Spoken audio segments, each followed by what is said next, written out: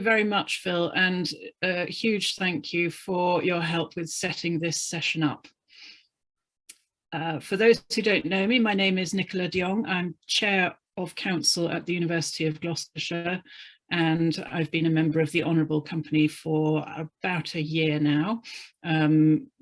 I have not been able to meet as many of you face to face as I would have liked for obvious reasons, but I very much look forward to meeting you all in due course.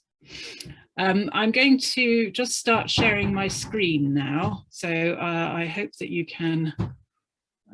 will be able to see this. If maybe a panel member could wave if you can see my screen, give me a thumbs up, that would be really helpful. Thank you very much. And I would like to say thank you very much to Chris for sponsoring this session, and to Michael Jones and the Business Interest Group for their help in putting it together. So what we're going to talk about today is specifically net zero carbon. We're going to start at the top, and are very pleased to welcome Dr. John Furley from the University of Gloucestershire to talk to us about, give a brief summary of COP26 and the key points, with a focus on the likely implications for us nationally and in the county. I'll then ask Ruth Dooley to talk about the local environment, any groups that might be happening, any support that is on offer locally. And we've then got three business perspectives from very different businesses, talking about some of the opportunities and some of the challenges from their perspectives. We'll then have a question and answer session, and I'll then ask Chris to close. So without further ado, Chris, could I ask you to start us off with a welcome and with your message? Thank you. Well, thank you, Nicola, and welcome everybody. And just to complete the thank yous, Nicola, I think we should start off by thanking you for all your efforts in putting this together, and your team, or the team at the business group, with Phil's backing.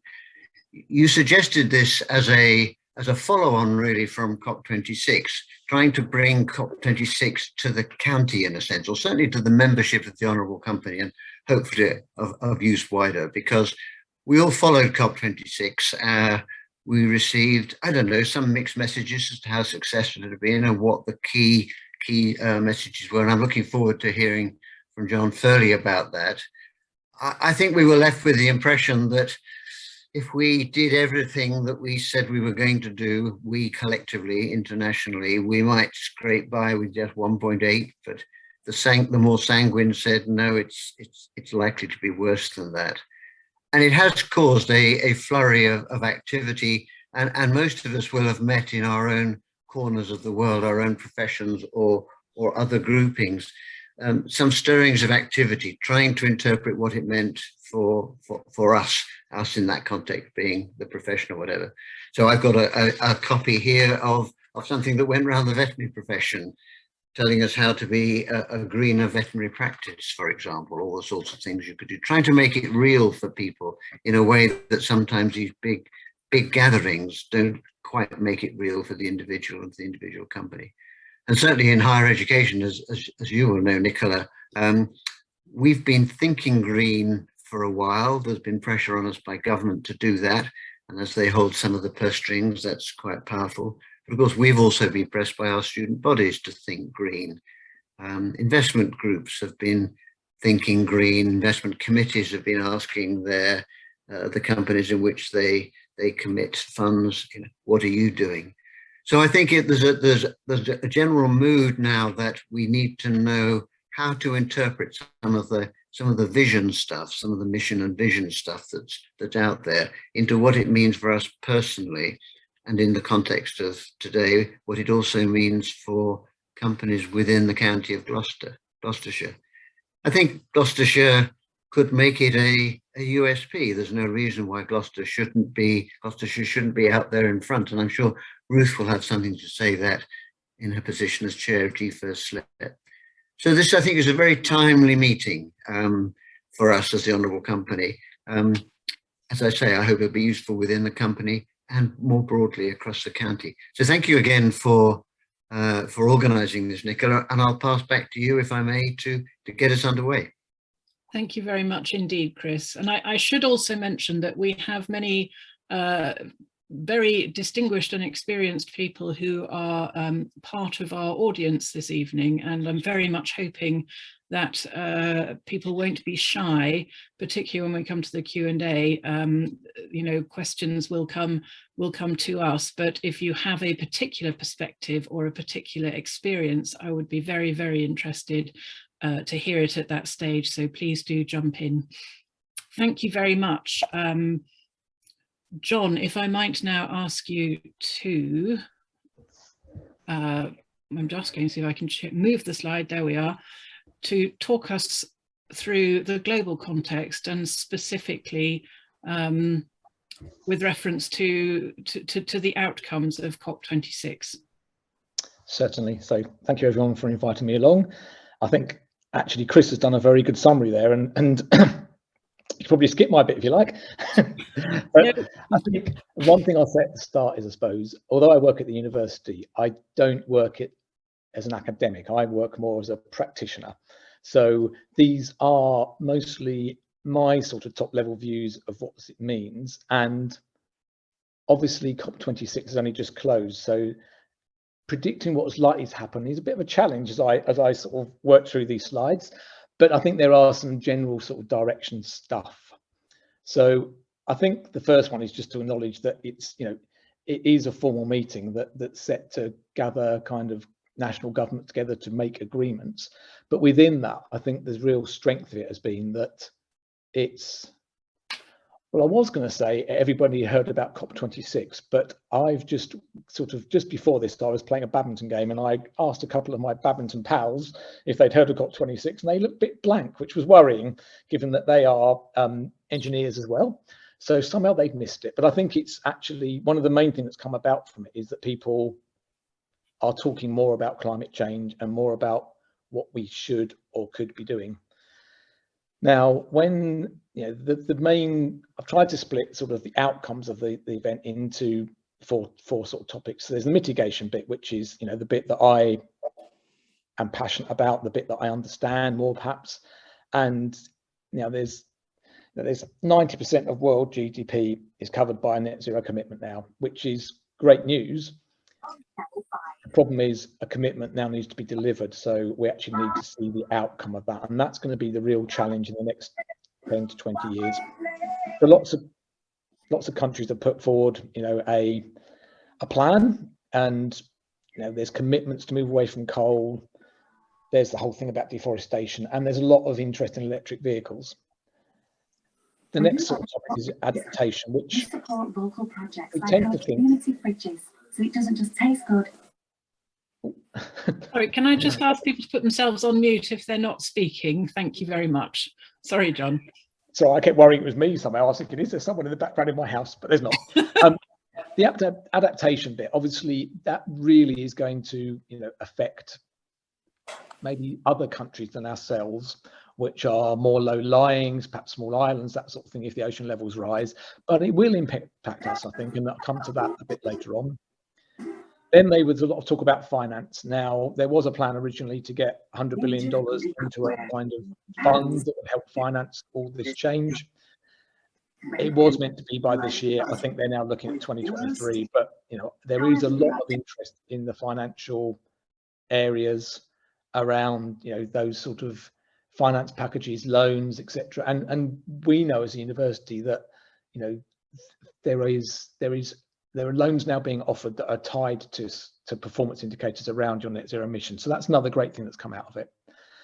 And then collaboration. So obviously at the event itself, there's a lot of collaboration going on, and I will talk that a little bit more, and it probably links into some stuff that Ruth might know about as well. So I think if we go to the next slide, that would be great.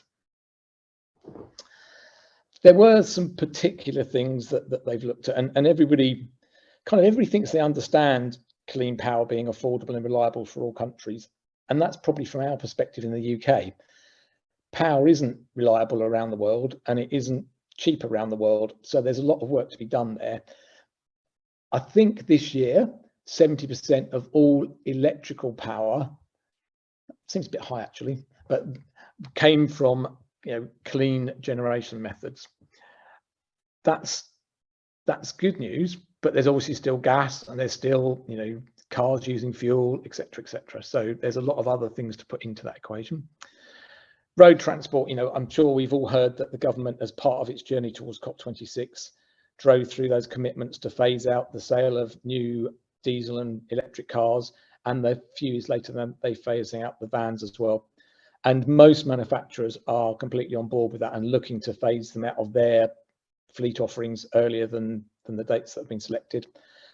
With that will come one of the changes, I think, perhaps nationally, we will have to see a global infrastructure for vehicle charging. Then there was a particular breakthrough around steel, and there's a commitment to make sure that steel is as close to net zero as possible by 2030. Steel is one of the industries that uses a lot of energy, a lot of raw materials, a lot of transportation, and obviously is used throughout the globe for construction. So there's a lot of goodness will come through from driving that one through. And then the hydrogen breakthrough. So I don't know how much people know about it really, but hydrogen is really alternative fuel to gas and can be used for vehicle power as well. It has some safety issues that might need to be overcome, but actually there's a lot of research going on in the UK into that, and it's a potential way forward, perhaps mixing hydrogen with natural gas in our own domestic heating, or eventually replacing natural gas with hydrogen to protect our homes. If we go to the next one now, Nicola, as well, that'd be great. So the likely national changes, I mean, really some of these came about before COP26, but they were brought about because the government was focusing on it. So last year, the government announced its 10-point plan for green industrial revolution. I've talked about that phase out of conventional fuel vehicles. Just in the last 2 months, they've announced the funding for people to replace their gas boilers with air source heat pumps. It's limited funding, and that's one of the problems we're going to come across it in the end, really. There's also funding for the public sector. So there's been over £2 billion this year put into providing grants to the public sector to replace their gas heating systems with electric, or to insulate their buildings. Funding for research, you know, that's always there and ongoing. But one of the things I think will have a real impact perhaps locally is this emphasis on county and borough and town councils developing their plans, but also developing ways to help their communities collaborate. Because what's one of the main things that's been recognised in the last few years is that government can't deliver this on its own. An event like COP26 can't deliver it on its own. Everybody needs to do their bit. But actually, if we do our bit individually without collaboration, we won't get to the end goal. We need to actually find a way to make, to do it for the common good and together on that journey, really. And I popped in that last one there. I think we will see schemes such as I don't really know what it's called, it's only announced yesterday, but there is the Wales Free Tree for Every Household scheme. Those will help educate people, will help raise the subject matter. It will only know in 1 or 2 generations time whether actually planting that many trees made a difference. And perhaps we should be focusing on our actual use of energy today. If we go to the next one. Great, okay. And in terms of local changes, I've split it into those 4 original topics. So, there already is a couple of energy parks in Gloucestershire. So there's the Javelin Park near Gloucester. There's another one that's actually going to go in place where the landfill site was by Gloucester. And the plan of those is to provide energy locally and actually provide it ideally to local businesses. So we're kind of keeping the revenue in the county, and all those things help. We'll all have seen a lot more solar farms being installed. There will be, I'm sure, some onshore wind power. And then there's legislation going through that allows really, truly kind of micro energy to be generated and then shared amongst the community. With that does come a need for energy storage. So there'll be large batteries and accumulators, stuff like that. The transport sector, this will be important because so for the university, we know that about 20% of our climate change impact or our carbon emissions come from our use of energy. About 40% comes from what we buy, and the other 40% comes from how we all travel. So travel will be an important part, and I think locally, there already is a lot of discussion around how can we build a better rural transport network, because it is a rural county or semi-rural. There's a lot of people that have to travel, from Stowe and all sorts of places to their place of work every day, and doing it by public transport currently is very difficult. I think that local councils, to meet their own climate change targets, will in some way be obliged to discourage the use of personal cars. That's going to be a true challenge because people see it as a given sort of personal right. I think that's something that we probably won't see for another 5 years, but they will need to do something on that. If we talk about the adaptation next, obviously in 2007 we had the floods in Gloucestershire, so everybody really understands the impact of those sort of events. A lot of work's gone into the county since then around mitigation, but if the sea levels rise, and it's likely they will, there will be further impact like that, and there will be heavy rain. In fact, we had heavy rain today. Land use, I think we'll see a change as well, because the county council's already announced a plan to plant literally millions of trees in the county, and to do that planting, it will involve changing the use of land, because it's not replacing one tree with another. These are new trees that have got to go in somewhere, and there'll be a lot of work and focus around biodiversity. We know we've lost a lot of it, but actually all of those plants and animals we've lost are an important part of the ecosystem and do help us absorb that carbon dioxide that we're emitting. The finance bit, I've already talked a bit about the local grants and the government grants, and I think that will continue, so I think I can skip that bit for a second. But the collaboration bit is a really interesting area. So Cheltenham Borough Council have set up a little organisation that's called Cheltenham Zero, and it's aimed to bring the councils, the community, charities, local businesses together and work on the problem collectively, because the Borough Council can only really do net zero for the properties it owns. It can't necessarily deliver it for how we all travel or how we all use energy as businesses. And if I would say, if anybody here is from a business, that's a very good thing to get involved in. I'm sure there will be a Gloucester equivalent in the end. I haven't seen it yet. There may be a Stroud one, I'm not sure, or there may be a county equivalent, and that brings that kind of collaboration bit together and makes it real and doable. And certainly for businesses, it gives a good way of finding the common ground and sharing a problem and actually finding a solution together. I think, was that my last slide, Nicola? Yes, it was. I think. Hopefully I've done that in 10 minutes or less, although I did conclude this slide for a purpose, partly to say what the university is doing, which is, we have got our own net zero plan. We are looking to do it by 2030. You can read what's there, but the real purpose is to show the good, the bad and the ugly, I suppose. So that's the chapel at Francis Close Hall campus. And that's a nice big lawn in front of it on a frosty day. And that really nice straight line, unfrosty section is where the heating pipe runs from the boiler in another building to the chapel. And that's kind of a classic example of how we're losing heat, wasting energy.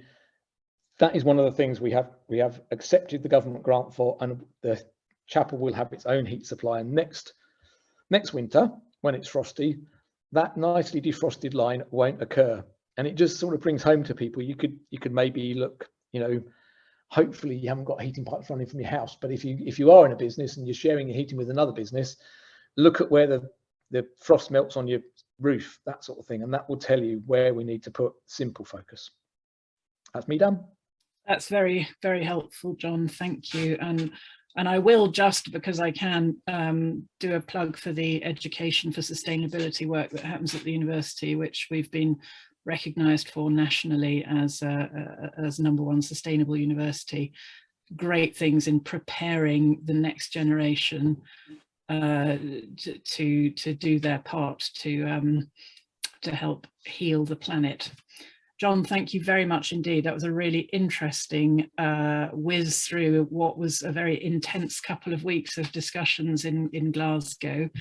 So thank you very much for making it digestible for us, and I'm sure there may be some questions at the end for you. Thanks, John. If I could hand over now to Ruth, who is a partner at Hazelwoods and also the new chair of our local enterprise partnership, GFirst, to talk a little bit about the local context and about what the picture looks like in Gloucestershire. So Ruth, I'm hoping you are there. I am. Excellent, good. I will hand over to you. Thank you very much. Thank you very much, Nicola. Gloucestershire, we have a wonderful natural heritage in our county, and we all know it's a fantastic place to live and to work, and we want to sustain that. So it's all about how we can do that as a county. Now, COP26 covered an absolute myriad of topics. And there is no single way. There's lots of things going on. There's wind power, wave power, solar power, nuclear power, fusion, insulation, tree planting, electrical vehicles, heat pumps, carbon capture, storage, carbon taxes, ethical investment, green bonds. The list goes on. And there's so much choice that it's really difficult to know where to focus. But starting with the sort of the big picture, the county strategy, all Gloucestershire councils have declared a climate emergency, and that was in 2019. And a climate change strategy paper was produced by the county council. And at that stage, the target was to be carbon neutral by 2050 as a county and to reduce carbon emissions by 80% by 2030. The latest thing to happen at county council level is that a county-wide climate change coordinator has been appointed. Africa Moon Lovejoy is her name, and I have heard her speak, and she is very inspiring. So that's good news in terms of the council, in terms of the direction we are going as a county. Now, there are lots of things going on, and John mentioned some of them. We've got Vision 21, we've got Planet Cheltenham, we've got the Green Register, we've got 7Y that offers energy surveys for businesses and can sometimes help out with grants. There is the Green Register. There's lots and lots of entities out there at all sorts of levels and all sorts of different sectors, all offering support in terms of the climate emergency. But it's a sort of a big noise, and there's a bit of a sort of a big sort of feeling of where do we go? And I think that's where GFirst LEP can be really helpful to local businesses. We've got a good track record. You were talking, John, about the transport hubs, the new bus station, the new work being done at Gloucester Railway Station. That should come together and be incredibly attractive, I think, as a whole transport hub in the centre of Gloucester, certainly a lot better than we had before. There's also been quite a lot of work done at Cheltenham Spa as well in the railway station, and including sort of 300 secure cycle storage units and the cycleways. There's funding being released to create the cycleway between Gloucester and Cheltenham, which would then also extend to Bishop's Cleeve and down to, I think it's down to Stroud. I can't remember quite how it goes south. I know it's Bishop's Cleeve through to Cheltenham and then to Gloucester. So that's all good stuff and moving in the right direction. And that's definitely where, you know, spending the budget that the county has on those sort of projects is key to the sustainable future of our county. But in terms of where businesses can go to get help, as I said, GFirst LEP is key from that perspective, and particularly our growth hubs. We now have a team of 4 net zero specialists in our growth hubs, and we have done things like partner with COP26, the Gloucestershire version of that, where I chaired a debate on leadership in this area. This week we're opening Axel in the Forest of Dean, which is a construction skills centre with KW Bell, which is all about education and training on net zero building. And that's already oversubscribed in terms of students to start their courses there. So masses going on. We've put out a survey this week on net zero to local businesses. And our first main target in this area is to persuade SMEs to sign up to the National SMA Commitment Pledge. Now, if you look at the that on the government website, It's called the UK Business Climate Hub. And if businesses sign up, they get to get information about understanding what their emissions are, how to tackle them, how to share their achievements with their customers and their clients. And then it gives lots of ideas and what support you can get and what incentives are available. The government is going to have to spend money here. John mentioned it briefly, but it's definitely an area where finance will be available for specific activities by businesses. And there's a whole list on that website: cycle to work schemes, insulating buildings, minimising waste, timers on heating, switching to LED bulbs, installing smart meters, how to make your fleet electric, and using renewable energy sources. So masses of ideas there. As I said, it's a big area with lots going on, and one central point where businesses can go is G1st LEP's both hubs. And I would really encourage you to go there yourselves if you're a business,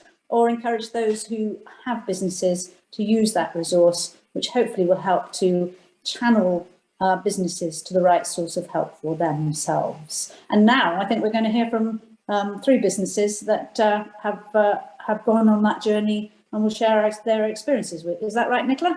That's absolutely right, Ruth. Thank you very much. And it might be worth, I don't know if we are able to make these slides available, but certainly I would be very happy to put the link to the UK Business Climate Hub into that so that people can go and have a look for themselves. That'd be really helpful. Thank you very much indeed. And as you have said, we are very honoured to now be hearing from 3 local businesses who are in various stages of the journey.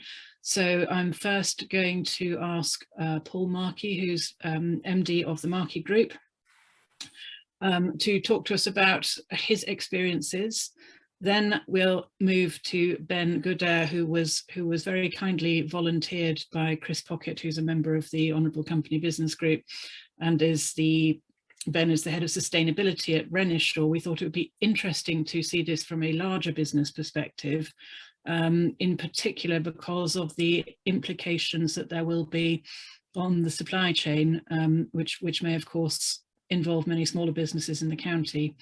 And finally, Peter Randall, who has founded a number of companies with the aim of really helping the built environment to have as low an impact as possible in terms of our climate. So thank you very much indeed, Paul, Ben and Peter, for agreeing to talk to us. And Paul, if I hand over to you and ask you to kick us off, that would be great.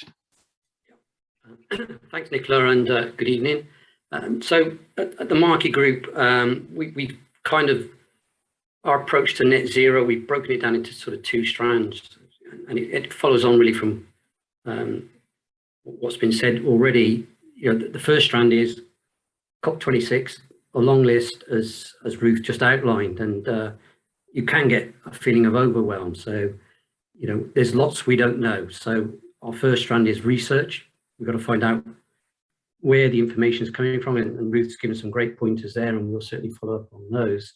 And our second phase is, you know, what can we do now? Time is short. We all know that whilst 2050 is a long way and 2030 is closer, it's not a lot of time to affect change. So the Markey Group, to a greater or less extent, deal with a lot of public sector bodies and or large corporations. So we're going to be part of that supply chain that's called upon to present our net zero plans quite quickly. We operate across 4 broad divisions. So construction, we build residential property for housing associations and local authorities. So very much at the forefront of environmental there with government. And we have a petrol forecourt refurbishment business. And that's engaged now in conversion to electric. We're converting 1 petrol station a week to electric at the moment. It's growing exponentially. Big problem with supply chain, labor, and all those sort of things. But we all know it's got to happen, and it's happening quickly. The demand for our services is, as I say, exponential. Our second division, manufacturing. We manufacture kitchens and bedroom furniture that we supply into local authorities, housing associations, universities. So again, big call to have our net zero plans in place. Thirdly, we manage property and own property across student, commercial and apartments. So again, all requiring our attention. And fourth area is the social care sector. We have both dementia care and assisted and residential homes. We're mindful that our net zero plans have to be real plans. It can't be greenwashing. They've got to have depth to them and be able to make a difference. As Ruth's outlined and John previously, COP26 has set the sort of global plans for net zero and distilled them down for 2030. But what does that mean? What does that mean for our businesses? How do we translate those into meaningful targets in each of the businesses across our group? Where can we get the guidance? And we've had some information on that. And then how can we galvanize our people within our organization to engage in these activities when they've got their day jobs to do?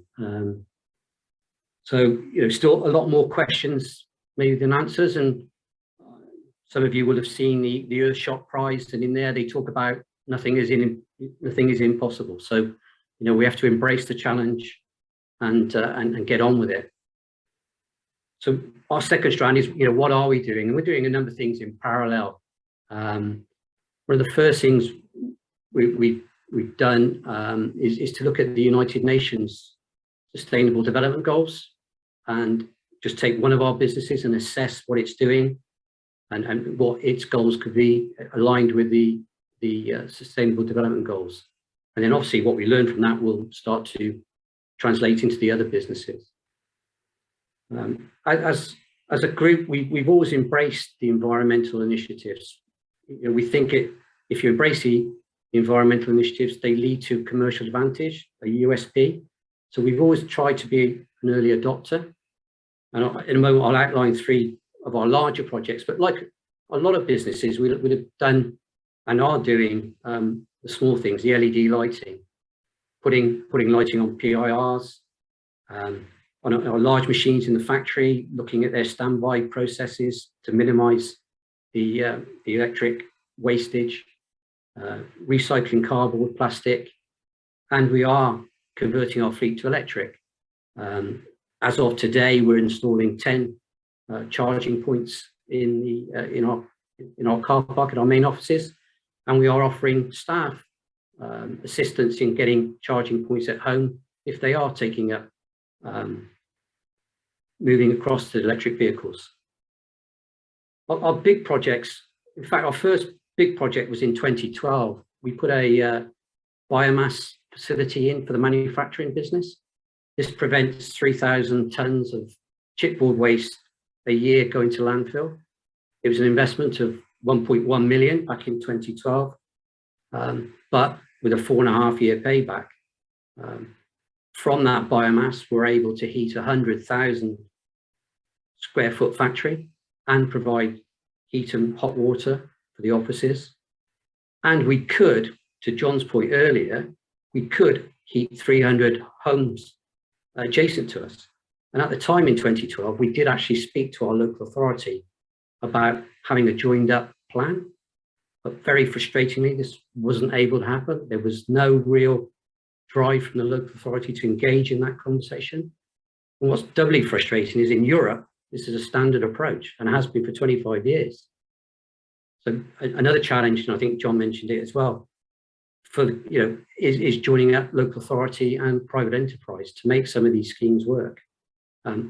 So in the summer, we're venting heat that could be used elsewhere in the community, which is a real travesty. Our second major scheme in 2015-16 was in our care home in Gloucester. We put in a geothermal system where we provide hot water for a 26,000 square foot building across 4 floors, relying on 3,638 meters of pipes that are sunk to a depth of 80 meters. The pumps circulate water down into the ground and then through heat exchangers back around the building.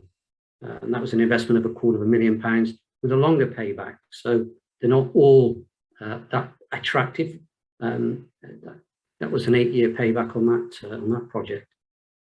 On our current scheme, we're looking at scoping a solar panel and battery project. This will involve 2,100 solar panels on the factory in conjunction with a battery system that will allow us to store energy from the solar system when we're not using it, say on a weekend, and then feed it back into the operation as and when required. Likely investment, circa 800,000, but with current electricity prices, payback less than 3 years. So on that basis, you know, there isn't much of a business case need putting. It's pretty evident. So at Markey, we're firmly on the journey. In fact, our strapline for the last 15 years has been creating tomorrow's environments. There's a long way to go, but we're excited to see the results of not just our business, but the collective impact that we can all have on the environment and the communities that we interact with. Thank you. Thanks, Nicola. Back over to you. Paul, thank you so much. Really, really interesting to see a business like yours where there are so many touch points which could have a positive or indeed a negative impact on our climate and on our environment. And it is fantastic to see the approach you've taken, that this is an opportunity. Yes, it requires investment, but you know, you've talked about the payback, you've talked about the advantages, and you know, I think it is really, really exciting and increasingly a USP for businesses as the market is looking for more sustainable businesses to partner with. So thank you very much. That's a fascinating whistle-stop tour through what I'm sure has been several years of hard work, but really heading in a very exciting direction. Thanks very much, Paul.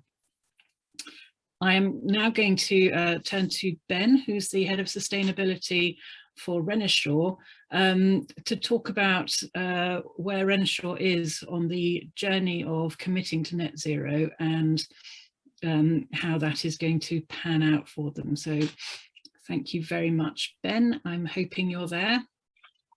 Yeah. Wonderful. Good. Thank you. It's always a relief when they are, isn't it? It is. So, hi everyone. As you say, I'm Ben from Renishaw. The slide, I'm sure some of you have seen our headquarters site between Wotton-under-Edge and Charfield.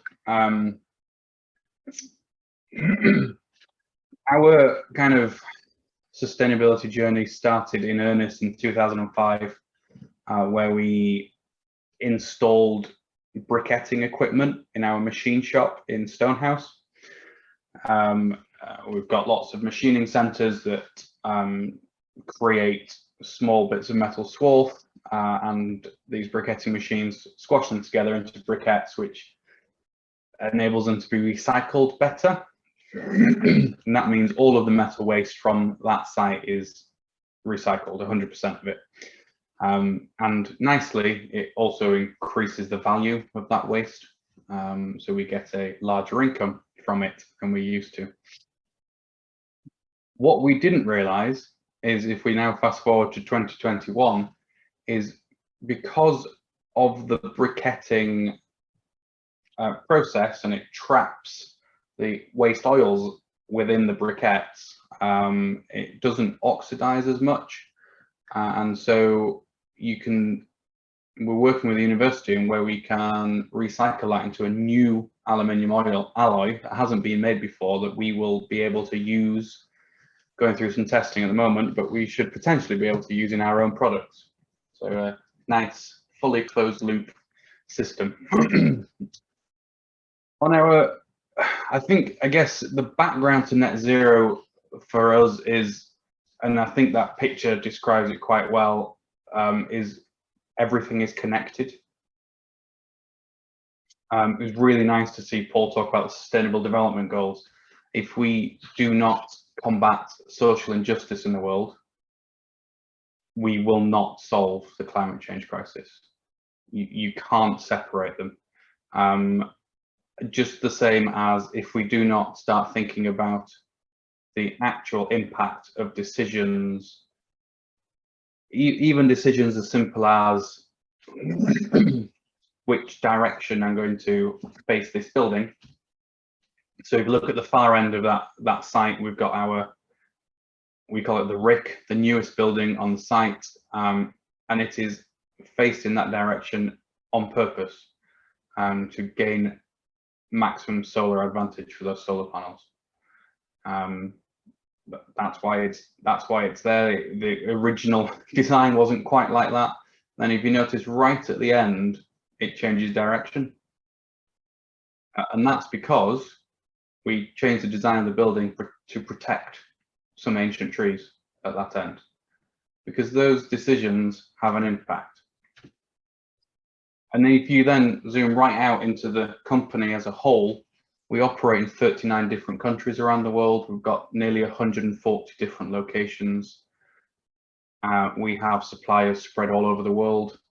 And every decision that is made about sustainability, net zero, business decisions have a ripple effect through our subsidiaries and through our supply chains. And you never know when that is going to be a massive force for good, or where somebody can make a decision that hasn't been fully thought through, and it can be negative. Our official commitment to net zero happened at the end of October this year, where we publicly committed to the Science Based Target Initiative our net zero aspiration. We are looking at a full net zero aspiration, so we will look at our operational or scope 1 and 2 greenhouse gas emissions, but also our full value chain emissions, so our scope 3 emissions as well. Currently, we are committed to a 2050 target, with the goal to make that as early as possible. So that's our last stop gap, and we've done some great work so far up to now. So since 2015, globally, we've had a 39% decrease over our overall greenhouse gas emissions that we currently measure, which is brilliant. However, it makes it a little more difficult because we've done the easy bits. Now we've got to do the hard bit. I think, though, one of our advantages is we are a company of engineers, and engineers, if nothing else, love a challenge and are fabulous at being creative around solutions. So that gives me a great advantage, having that resource of knowledge and experience and creativity to draw on. And you never know. I think you never know where your next idea is going to come from, or the next solution is going to come from, which is why I think hand in hand with all of this, transparency and being very open about it is key. So we did have, a number of years ago now, disposable plastic vending cups in our vending machines across all of our sites around the UK that vended free drinks for anyone on site. And I just kind of ignored them because they were little. It was, you know, I used maybe 2 cups a day and I didn't really think about it. And one day I was helping with our work experience week, so 15-year-old kids from school, and I was berated for 20 minutes by a 15-year-old girl because we'd supplied them with disposable plastic cups to use. And I went away and I did some investigation. It turned out we actually used over 1 million plastic cups a year, and we're spending a lot of money on them. And it was far, far cheaper for us to just buy everyone a mug. And so we did. And that, you know, that was from a 15-year-old girl on work experience. And because we were able to have the conversation, it helped. We also share ideas with other companies, like Spirax Sarco, for instance, around Gloucestershire, and share ideas around that we could have. So one of the things we looked at, like Paul, is our machine tools and our factory equipment when it's not being used in standby mode.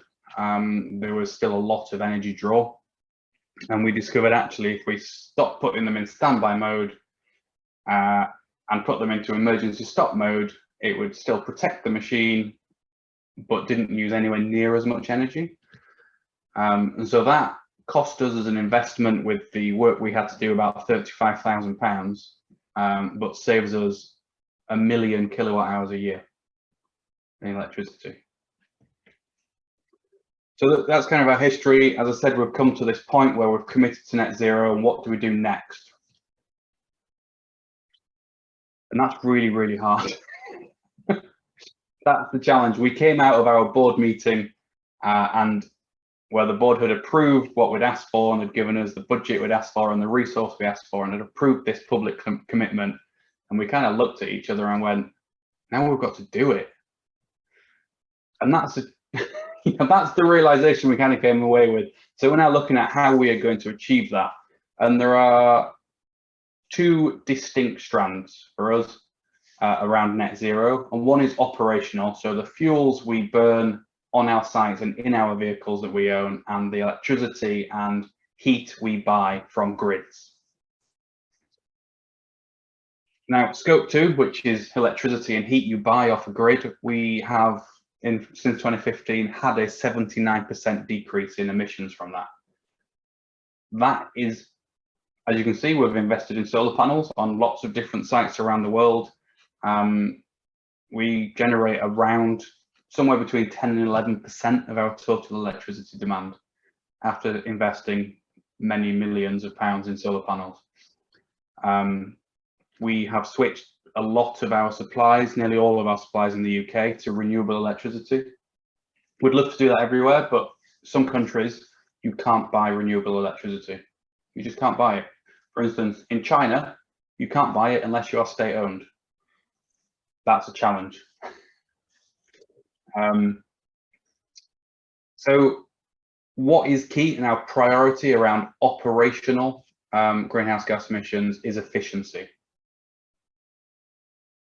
We have the challenge of building stock going from new buildings that we're building, or we're in the planning and design phase to build state-of-the-art net zero buildings, right back to, as you can see there, a grade 2 listed 18th century mill. And to make all of that net zero has reinforced one message to us, which we've learned and relearned, is there isn't a answer. Every single building, every site, every product, every supplier we work with, net zero will look different, and the solution will be different. Every subsidiary will have a different net zero journey to the others, and that's fine, because collectively we will all contribute for good to a eventual net zero achievement. Obviously, building efficiency, first step is insulation, making that building work as effectively as possible. So that's kind of where we are now with operationals, looking at insulation, looking at how we can make the building stock we have the best it can be. Scope 3, which is your value chain, so talking to your suppliers, is a very, very different challenge. We have, as I say, we have suppliers all over the world. Our UK suppliers are predominantly SMEs, which for them, this is a different challenge to us. We have more resources, more time, more expertise than a lot of SMEs do around this. So it's working with them and helping them with the knowledge we've got to show them ways that it's a sensible business decision. There is a business reason to do it. As Paul said, energy prices have risen quite a lot recently in the UK, and so payback on solar panels, wind turbines has come down. Those first solar panels we put on in new mills was a nearly 10-year payback. We're now down to three years, and in only about 6 years difference. And the technology is far better.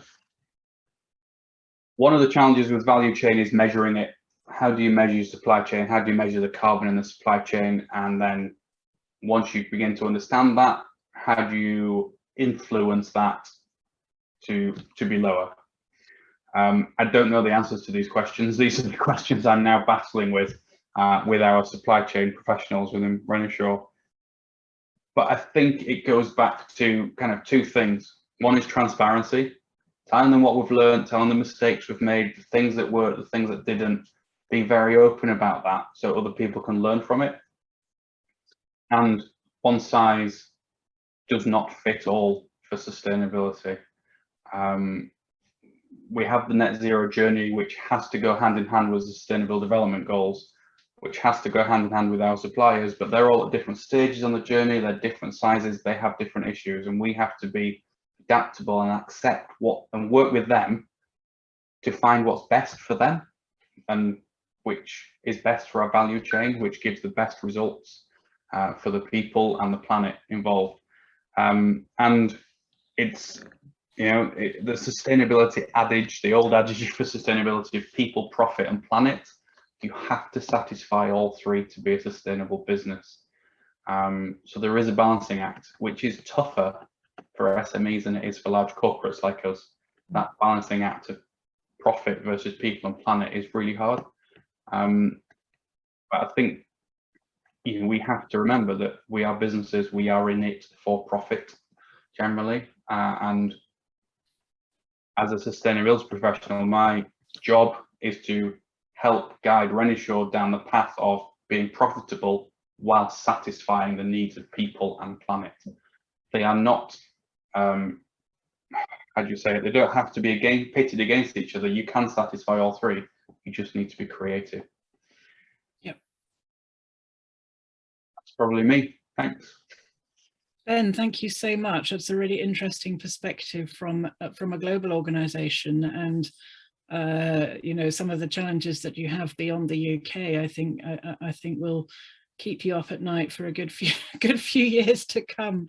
Thank you. I was particularly struck actually by two things that came out there. One is around the connectedness, and you know, you demonstrate this in the need to consult with everybody, and you talked about social inequalities and social justice, and absolutely this isn't something that, you know, the rich countries can fix for themselves. As we're seeing with the virus, this is a global issue and we need to work on it together.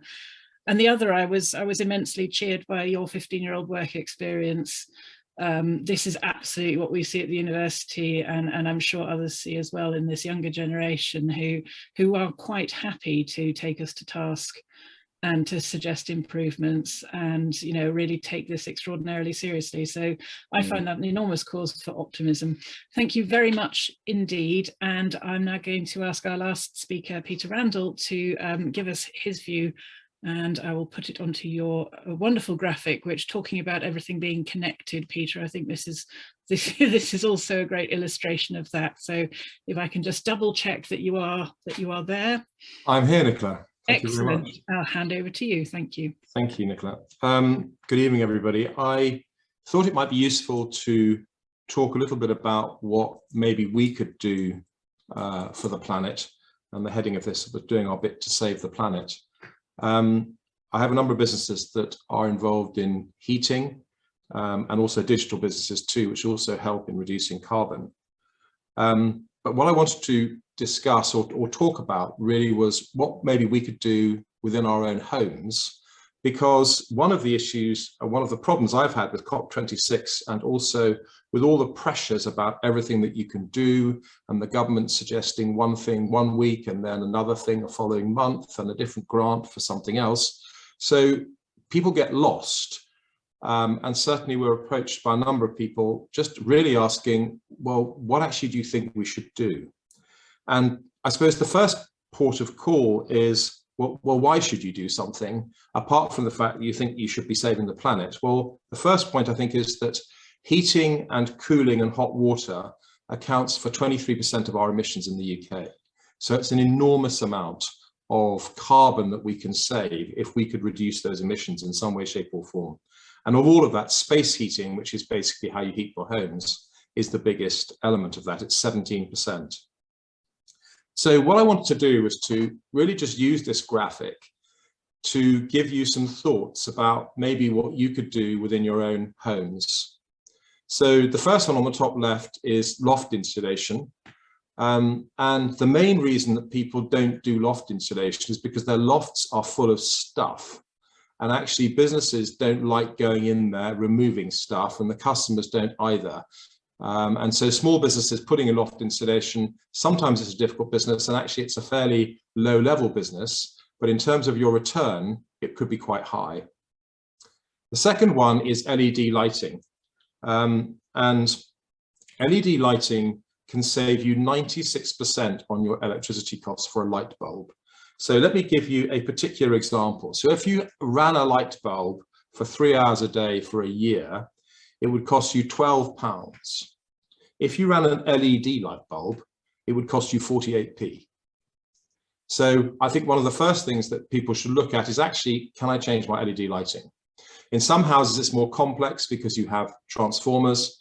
In most houses, it's not. I'll come back to batteries and solar panels in a minute. The other point is the simple double and triple glazed windows. So are you able to change your windows? Can you change your doors? Can you make the doors more effective? Sometimes very difficult when you're talking about listed buildings, but easier perhaps on non-listed buildings. But an awful lot of the energy we lose goes straight through your windows. Composting, it's something I think a lot of us do. And it obviously saves a lot for the planet if we're not actually putting it into landfill, and it's very simple. We've talked quite a lot about vehicles. Transport actually accounts for 27% of carbon emissions in the UK, and having an electric vehicle obviously helps, but you need a charging point. And it was interesting hearing Paul had 10 installed today, and if you buy an electric vehicle, you almost inevitably have to buy a charging point, which will cost you somewhere in the region of about £750, and the government will help you to install that so that you can run your electric car. It's been interesting for me looking at electric cars recently and the why you want one, and actually just going through the process of selecting an electric car.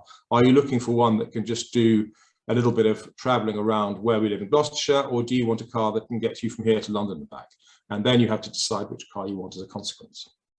The next point was really about energy appliances. I don't know about you, but at home here, we have a couple of fridges. One of them was exceptionally good in 1996. We still have it. It's an embarrassment, and we ought to replace it with a modern fridge. Apart from anything else, it'll probably cost us a lot less money to run if we did it. So actually looking at your appliances and actually conserving those appliances may not be the best thing to do. And maybe it's a good idea to start thinking about changing them. Before I come back to the heating side, rainwater collection obviously is useful in terms of saving water and having water butts. And actually here we have a large rainwater recovery system, and we have a great big tank underground, but actually just putting water butts outside underneath your drains obviously is going to help with water conservation across the planet. So I wanted to move really to, I guess, three things that we in one of my businesses we're focusing on for the consumer. The first is solar panels and batteries. It's our belief that actually people are now in a position where they can afford solar panels, they understand what they do, they generate electricity, and it's a great thing to generate the power during the day. The problem is that you actually need it at night. And so linking that together with a battery system is a way whereby you can generate power during the day and then store it, and then of course consume it at night. Economically, it makes sense too, because you can pump it back to the grid. You can pump it back to the grid either from the battery or in that from the solar panels. You need someone perhaps to help you to understand how that works. But what you're actually doing is doing micro generation by using solar panels on your roof and batteries to store it. And the other area I just wanted to focus people's attention on was something that the government are talking about a lot. In the 10-point plan that Boris put out about 3 or 4 months ago, one of the points was about heating and about heat pumps. And the government wants to deploy 600,000 heat pumps by 2025. I can't see how they're going to do it. There are a number of challenges, which are cost, a lack of clarity on how it's going to be done, the supply chain, and actually how people are going to install it. There are not enough installers in the UK at the moment. The principal area of concern, which I think was mentioned by one of my colleagues, I think it was mentioned by Ben, was actually the cost. the cost of it is enormously high. And a grant of £5,000 for a £14,000 installation will help, but it doesn't compare with a £2,000 gas boiler. So one of the things that we're looking at is how we can find mechanisms to finance that beyond the £5,000 from the government. But if people want to go down a route of saving the planet and getting to net zero, we have to get away from fossil fuels. And I suppose the combinations available to us are to have a hybrid solution where we have a gas boiler with a heat pump. And again, one of the opportunities that was mentioned earlier is where gas boilers are moving away from natural gas to hydrogen. And actually, if you buy products from Worcester Bosch or from Valent today, they are in fact hydrogen ready, and 25% of the gas which you put through that boiler can actually be hydrogen. So all of the manufacturing chains are starting to think through how we're going to move across from getting rid of fossil fuels to using things like hydrogen and indeed heat pumps. So just to finish off, from our point of view, when we look at how we can deploy renewables, and we've been doing it since 2006, and I note actually there are some people actually on this call who we've supplied products to who were helping us at the time when it was difficult to do. It's not a simple process, it is complex, but if it was me, I'd be focusing on the LED lighting, which is simple. I'd be focusing on the solar panels, batteries, and how can I move my heating away from oil or gas towards a heat pump. Over to you, Nicola.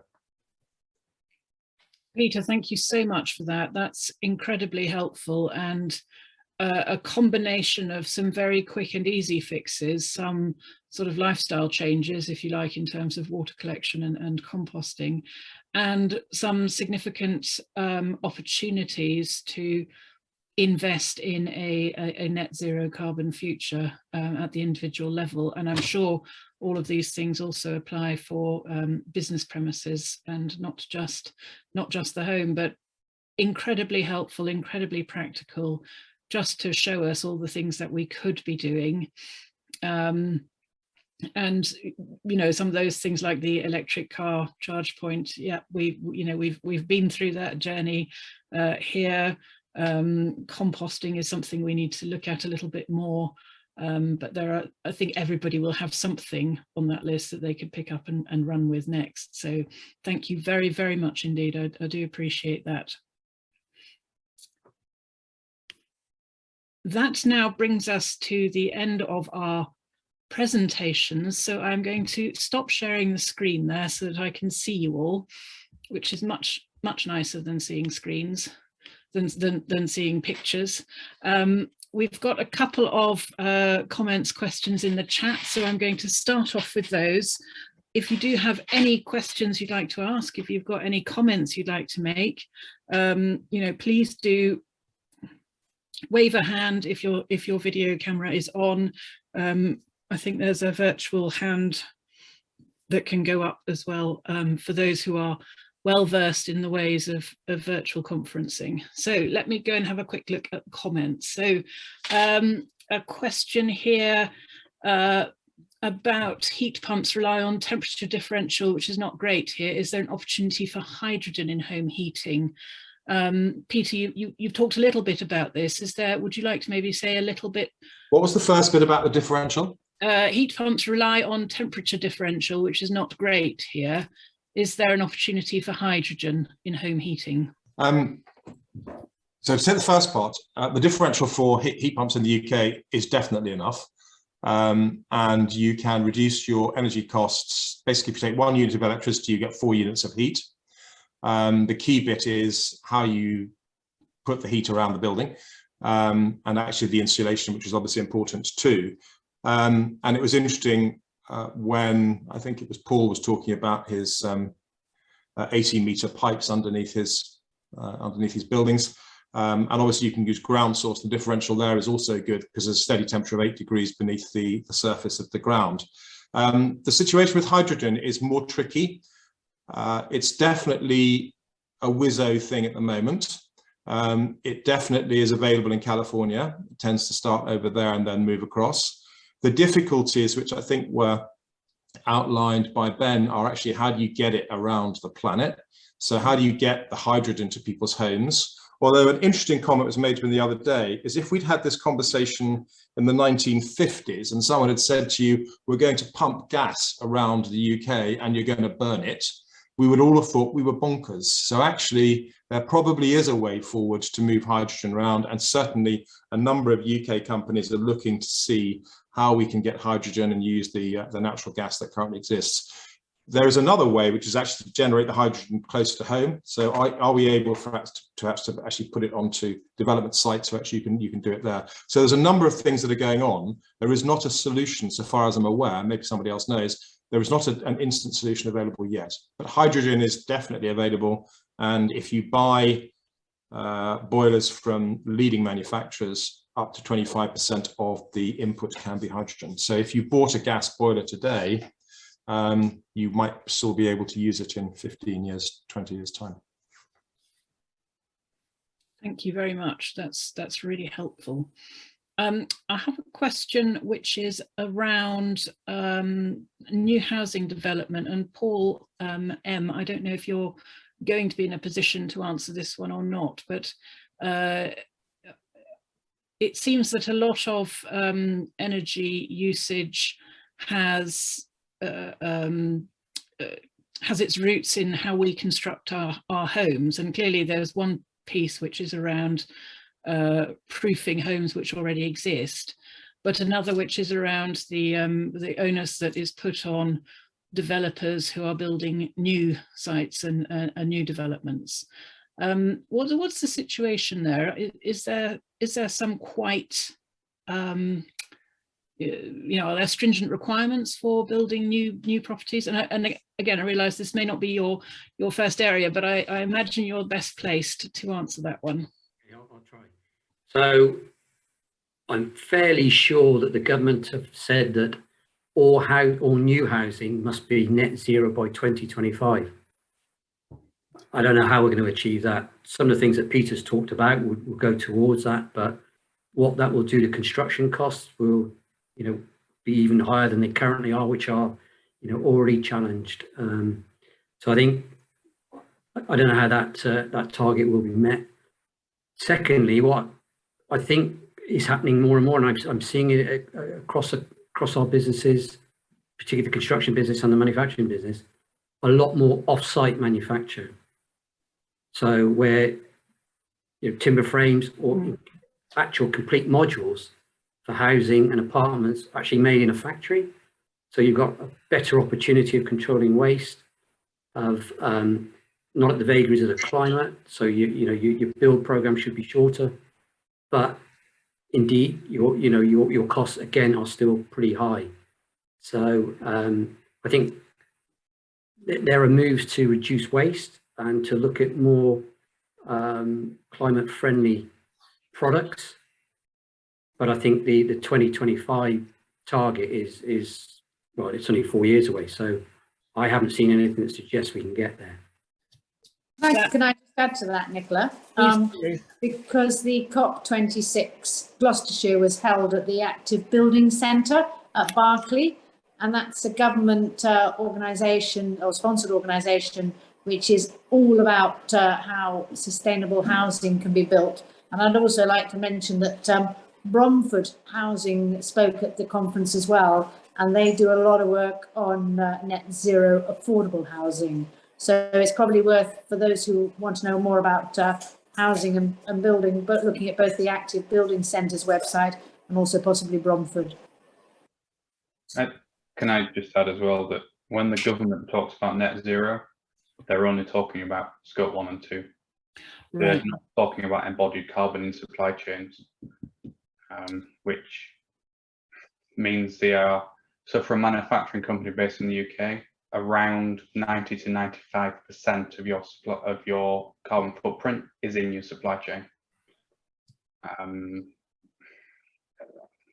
That's where we're at with the government. I think one of the challenges is the number of different definitions of net zero. People are using it differently, and that doesn't help anyone. Yeah, I think that's a really good point. And you talked about some of the complexities of trying to be able to measure use of carbon in the supply chain. It is incredibly difficult to do, as indeed is so many other things in the supply chain in a very, very complex business world that we live in. But certainly, you know, with a huge amount of impact not being directly perhaps under our control, it does mean if we want to make a real difference, we've really got to, you know, have that moment that I think you had, Ben, where you come out of a meeting, look at each other and go, now what? Now we've got to make it happen. So that's really helpful. Thank you.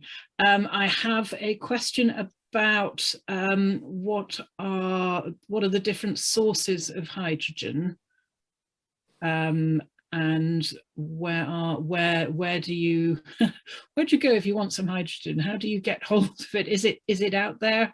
I don't know who can answer this one for me. Oh, Mike, you've got your hand up. That's lovely. Yes, I was just going to comment on Peter's comment about hydrogen, and the yellow pipes that gas use apparently will take hydrogen, and they can be enabled to deliver hydrogen to houses. That's a big capital cost, but that can actually happen. It's something that's been actively reviewed at the moment.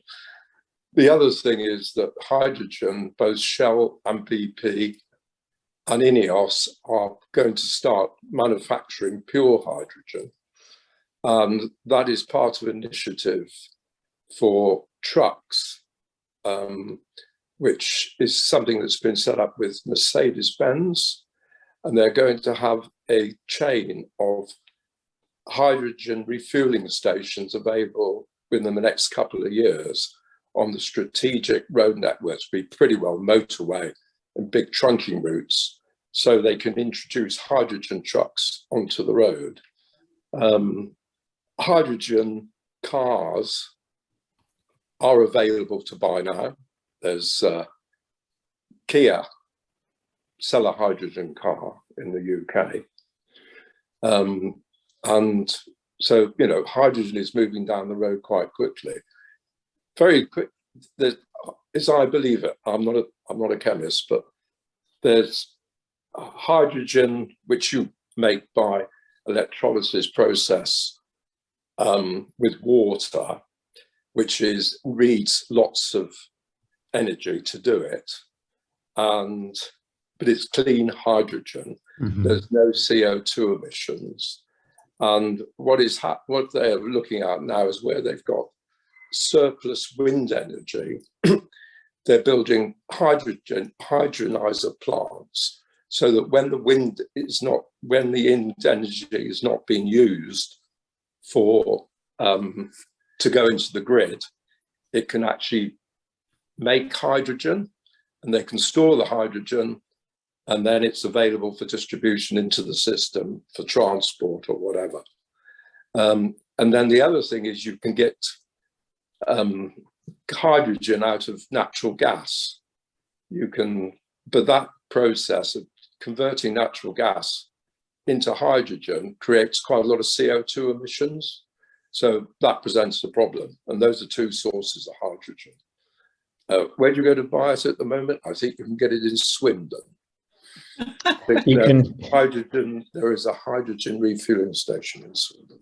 Wonderful. Thank you very much. But it is going to be part of the transport solution. Yeah. And electric cars running on lithium cells are only part of the solution. Yeah. I suppose one thing to note there, Nicola, and everyone is, so I used to work for General Electric, and we had a whole project on it. Could you use hydrogen in the aerospace industry? But there are still some challenges. So, for instance, hydrogen is flammable and does burn with a naked, you can't see the flame. So if you accidentally set it alight, you don't realise. So there's some safety things that got to be overcome. And I'm surprised by that plastic one, because I know when we did it, you had to have very, very special pipes, because hydrogen is the smallest, in the periodic table, it's right down the left-hand end, so it's a very, very small molecule. So it kind of can diffuse easily. But you're right, Mike, it is definitely the future. It is coming, and it is very clean, as long as you do it the right way. Just to add the other point, in Japan, where it's an earthquake zone, they are looking now more towards hydrogen cars than electric cell cars, because they can produce hydrogen, but to produce energy from nuclear is a fraught process, building nuclear power stations on an earthquake zone. Yeah.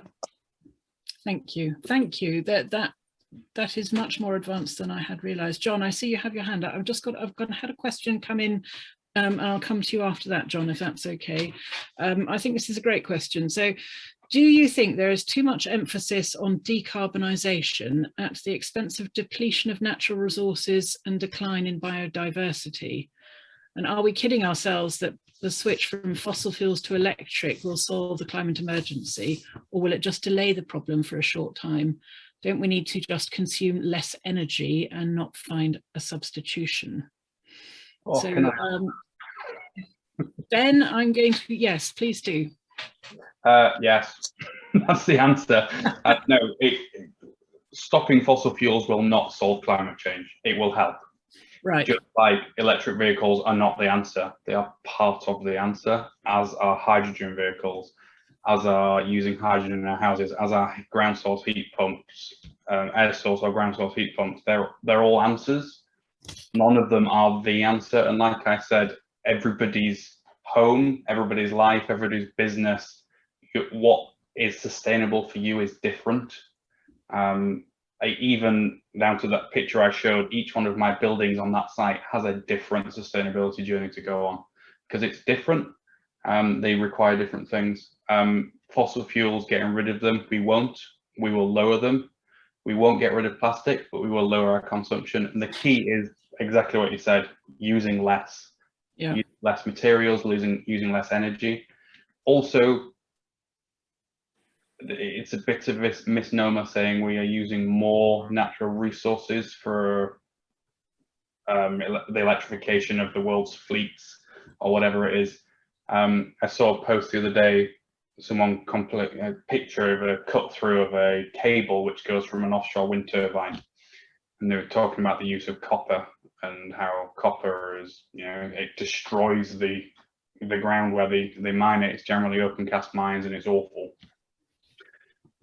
And they were saying, all this renewable energy is actually destroying the world in a different way. And you're like, well, it's the same cable we use to get energy from a power station, be it nuclear or gas or oil. It doesn't matter. But part of that story. Yeah. And this is why it's got to be linked. So you have to understand the carbon story of a product or a solution from cradle to grave. Yeah. And then you can compare them. So Volvo just released one comparing their XC40 ICE vehicle with an XC40 electric vehicle. And off the forecourt, the ICE car has a lower carbon footprint. Right. And if you don't then charge your electric car with renewable electricity, it continues to have a higher carbon footprint than the ICE one. Yeah, of course. Thank you. John, you have, I think, submitted a couple of questions. I'm going to ask if you've got a question about suppliers and designers of solar panel and batteries. Maybe that's one that I could ask Peter or Paul to pick up offline. It is particularly the battery side that I'm interested in, because the solar panels, that's fine, but trying to put in solar panel combined with batteries, I can't find batteries and people linking them together in an economical and proper fashion. I'll send you a link, John, too. But it's the big commercial ones. We did have planning permission for a 20 megawatt solution for battery storage.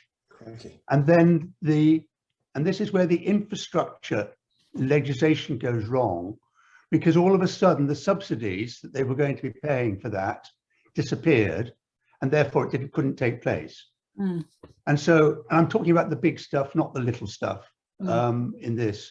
So we do need to make sure that we're influencing the government policy on these things to have consistent long-term policies and not bits and pieces of things which change from year to year.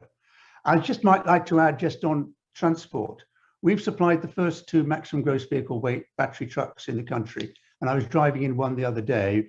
We went to exhibit it to a whole load of transport managers, and I'm really impressed by the take-up that's coming from the local authorities of transport people in South Wales. The problem with the electric trucks, and I'm coming to the hydrogen because we've got people wanting those as well from us, wanting to order them from us at the moment, is the infrastructure at the charging sites. Yeah. And that needs to be able to capture, you can't buy the charging structure from National Grid to give you the supply at, say, a big Tesco warehouse to recharge the vehicles while you're unloading. That can't happen. So that's one of the slicks in the supply chain. And we need to overcome these big things in order to be able to do the things at a local basis. But hydrogen will be the way for trucks, together with batteries, together with others, and it's going to be hybrid systems running on one thing in towns and one thing out of towns. I think there's a lot to do, but we must spread the word. Thank you very much, John. I think there is a lot to do, and I don't know whether you, I was privileged to interview Siobhan Bailey a few months ago as part of the Honourable Company Conversations, and one of the challenges I put to her was we have 6 MPs in the county. Are they getting together to talk about climate? And we've heard today possibility of Gloucestershire having a USP, which is around its green economy. So that's the sort of question I would encourage, you know, write to MPs and say, are you still talking to each other about this? Because here's a really practical example of where the system means that we are not able to do the things that we could be doing, which would have a huge impact. So just worth doing that one. Now I've got, I'm going to go for one last question. I'm conscious of time, and this is an interesting one. We haven't really talked about it, but there is perhaps a link with something, Paul, that you mentioned around engaging employees and engaging staff in this whole journey.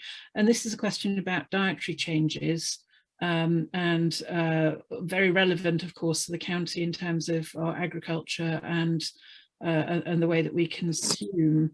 So I don't know if we have any experts who are who feel able to answer this one. But what about the benefits of dietary changes, and is that something that we should be looking at as well from the individual perspective, and also perhaps in terms of university student canteens, staff canteens, and that sort of thing? Does anybody want to have a go at that one? Because I think it is a really interesting one. John, thank goodness, because I was going to ask you anyway. So so I suppose there wasn't in there really around that sort of university canteens and refectories and stuff. So I think, so I'm going to talk from the position of being, unfortunately, a believer. So I believe in sustainability, I believe in doing my bit, and I am vegetarian. So I'm going to put myself out there already. I'm a convert, but I think it is, not everyone needs to be vegetarian, but the more of a plant-based diet people have, the less kind of intense farming is needed to have that meat for us all to eat.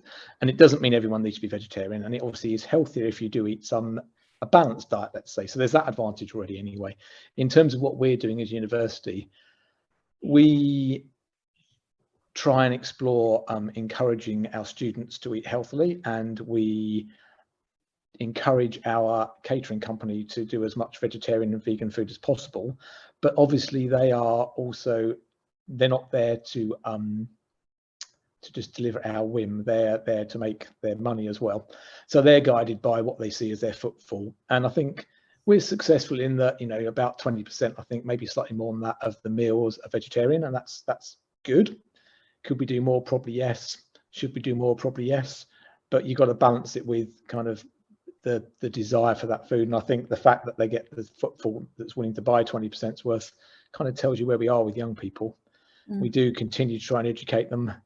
And it's always difficult conversation, especially in Gloucestershire compared to some counties has got a lot of farmland and has got a lot of farming interests.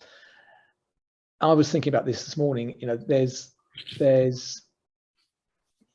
you can't read. So for instance, at that COP26 Berkeley active building event, Dale Vince was there, and he was talking about producing all our gas by turning over all the UK to grassland. And then he did throw in the comment was, to do that we would need most people in the UK. There's a large portion of people that need to be vegetarian if we made it all grassland just to feed boilers. So it's not the only answer. It's just, again, really, as Ben said, it's part of the answer. It's a complex question, and actually we all need to not only consume less, we need to consume differently. That's how I would put it. So more recycling and perhaps eating some more vegetarian meals, but not all. Thank you. And I think you're absolutely right. I think it's a question of balance and a question of responsible purchasing, really. So do we know where our food comes from? Does it come from local farmers with a relatively low carbon footprint and good standards of animal welfare, etc., etc.? So it is having that that world view, and again, there isn't a single answer to any of this. I am going to, in a minute, just ask Chris to draw proceedings to a halt, but I want to say an enormous thank you to all of our speakers today. I think we've had a whistle-stop tour from global issues right down to some very local issues, and actually back up again some very, very complex systems questions.